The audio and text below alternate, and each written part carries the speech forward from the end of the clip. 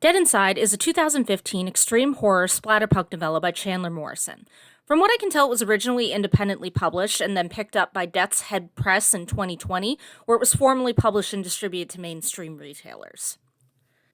This is going to be a slightly rambling review of my thoughts on both Dead Inside and the splatterpunk extreme horror genre in general. Originally, I was going to do a longer and more in-depth review and recap for this book, but as it shares features with a certain, Chinese horror film...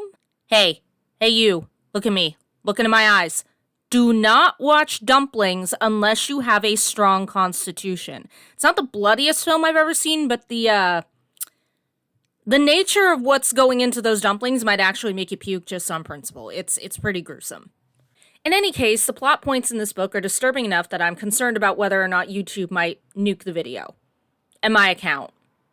And my house.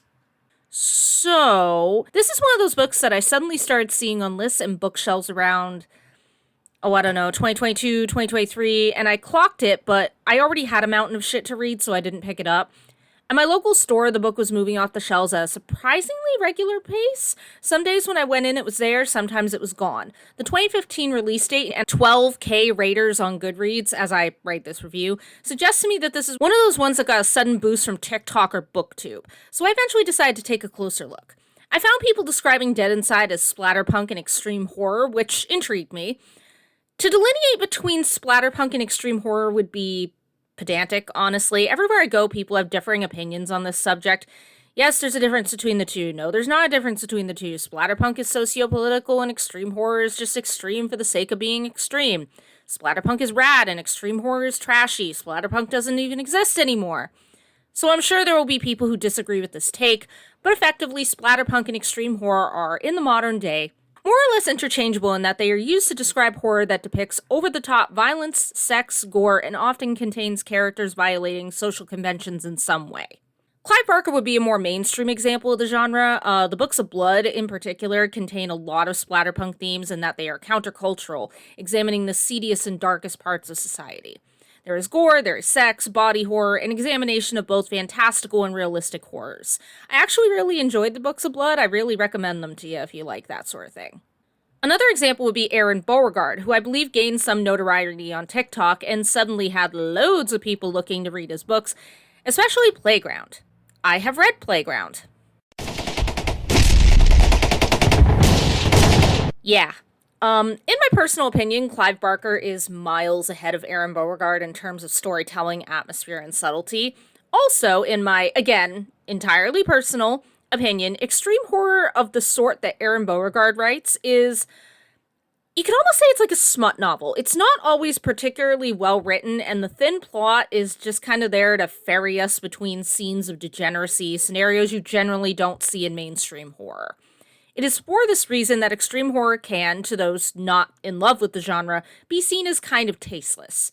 So how did I feel about Dead Inside? Well, the basic plot is this.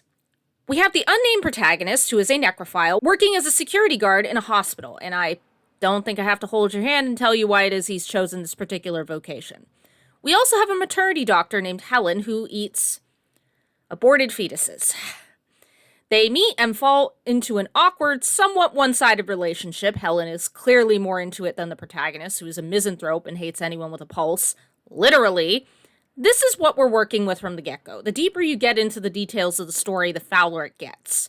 When I saw Dead Inside on the shelves of my local bookstore, I naturally assumed that it was splatterpunk on, say, Clive Barker's level, marginally more extreme, disturbing, and disgusting than typical horror fare, but still tame enough that a major retailer would stock it in stores. Long story short, they have to think that it will sell before they commit to stocking it. It's complicated. Publishing in retail finance is complicated. I won't get into it here.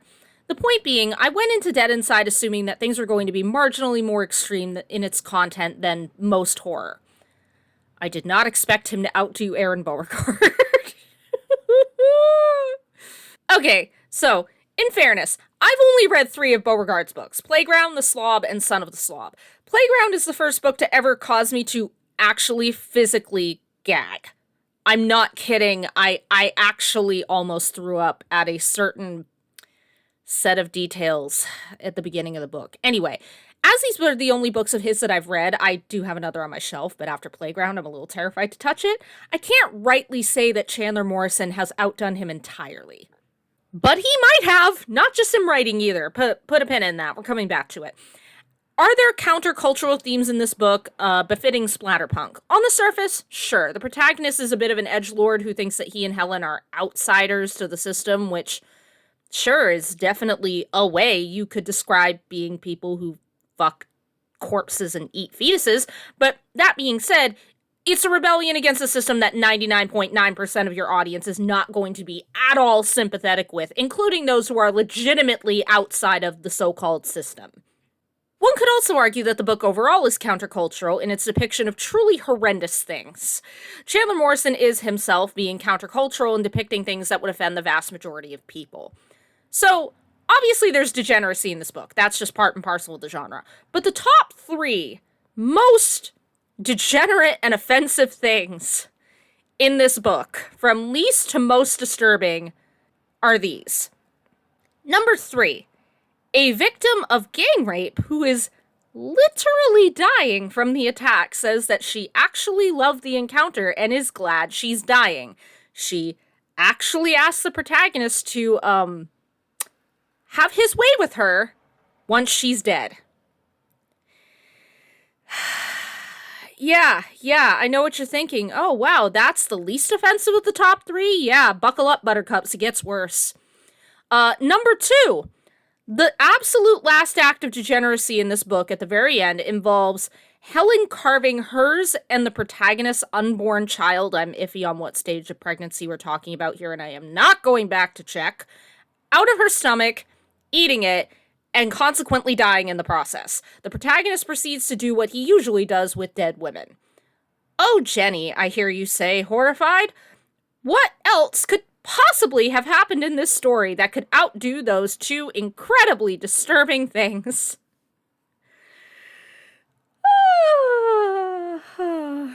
Yeah, alright, we'll get into it. The number 1 most offensive, out-of-pocket, fucked up scene in this book takes place, incidentally, at the time Helen and the protagonist's child is conceived. After a botched date, Helen takes the protagonist to an abortion clinic into the basement where they keep the, fetuses on ice. I have no idea if that's an actual procedure, and I'm not checking. So, Helen does what she does. You know, the whole, witch from Hansel and Gretel act. And then, during a hot and heavy moment between them, after she does that, she encourages the protagonist to do what he does. And, oh, gee, golly gosh, what dead things in that room might that apply to? Yeah. Now, some of you just might not be picking up what I'm putting down. Don't fret, because in 2019, the author of this book went to a convention called BizarroCon and proceeded to act it out on a stage in front of an audience. Yeah, that's a thing that happened. I'll link the article down below in the description.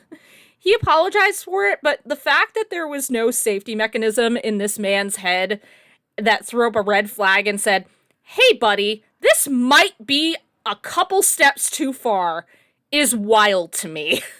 Morrison said in one interview, too, that he's not a shock hawk and he doesn't get off to offending people, which is... yeah, sorry, buddy. I don't think I buy that. Again, put a pin into it. We're going to come back to that. This book now carries the distinction of being the second book after Playground that actually caused me to gag. I nearly threw up. My brain went fuzzy for a little bit after finishing that scene, and I had to put the book down for a bit. This is the most fucked up thing I've ever read. The scene that made me gag in Playground, it's the villain's backstory, seriously, don't read it if you have a weak stomach, was foul, but it was foul in a way that was conceivable to me. Unfortunately, I know there are people who do what the villain was doing with bodily fluids in that book. This, though, like, holy Christ, I could not conceive of this degeneracy beforehand. I finished the book because it was short and sunk cost fallacy is real, but if it was maybe a normal size novel, I might have just put it down and said, fuck it, I'm not finishing this. Because I would have been horrified to think of what else he would throw at me in that time. Okay, so circling back to extreme horror and splatterpunk, you see what I mean when I say that the book itself could be considered countercultural because it depicts things that are so incredibly offensive to the average person. The bit with the rape victim in particular was just like, you understand why I say that I doubt the author immensely when he claims he doesn't get off to offending people. Because you don't write something like that unless you are making a concerted effort to be as offensive as possible. Beyond the fact that the conversation happens at all, there's very little horror value in that scene. Its purpose is. I can't see any purpose to that scene but to shock and offend. So, how would I rate the book, and who, if anyone, would I recommend it to? I need you to understand my struggle. In terms of writing, this book is more towards Aaron Beauregard's end of the extreme horror and splatterpunk scale than Clive Barker's. It's not even remotely subtle. The plot is not as thin as it could be, but it's still mostly just a mechanism to carry us between the moments of intense depravity. I would not qualify this as a well-written book. However, when I review a book, I try to judge it not just on its writing, but whether or not it serves its purpose. I hated, and Jesus, you will never know the depths of that hatred, Christopher Golden's book, Ararat. I thought it sucked ass. I did not find it to be even a little bit scary. To me, personally, personal opinion, it failed as a horror book. How that book won a goddamn Bram Stoker award is beyond me. However, had this book been billed as a mystery thriller instead of a horror, my 1-star rating might have changed to a 3, because while I felt that it failed as a horror book, it might have serviced, in my opinion, as a mystery political thriller book. A meandering, annoying mystery political thriller book. Earlier, I compared Aaron Beauregard's type of extreme horror to a smut romance book, and that was deliberate. People tend to look down on smutty romance novels because they're poorly written, but to people who like smutty romance novels, they serve their purpose. They're not looking for the next great American novel, they're looking to get their rocks off. Extreme horror of the dead inside variety exists to cater to those looking for scenes of gratuitous gore, sex, violence, depravity, etc. And in this respect, Dead Inside is a good extreme horror book. It serves its purpose. It does what the genre promises it should do. Now, I'm not a prude. I'm a lifelong horror fan. I can handle all sorts of depraved topics in fiction. Splatterpunk and extreme horror are not my favorite subgenres of horror, but I can find some value in them no matter how depraved they are. But for me, personally, my opinion of this book soured with the scene in the clinic basement. That was several steps too far for me. Obviously, any scene that's going to involve a child or anything child adjacent is going to make a lot of people's hackles go up. But to add the extra layers in that scene of it being an aborted penis, it was a different level of vile, and in my opinion, offensive for the sake of being offensive. Again, I call major bullshit on Chandler Morrison saying that he doesn't get off to offending people, because this book almost seems like he's competing to see who can be the most offensive. Don't mistake me, I'm not saying the book is evil or that it shouldn't exist. Very rarely, maybe even never on this channel, will you hear me say that a fictional book should not exist, no matter how offensive, stupid, or boring I find it to be.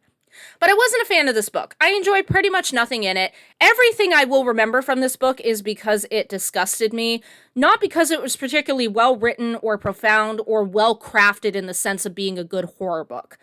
I'm a horror fan. I can find loads of value in books that are filled with misery and pain.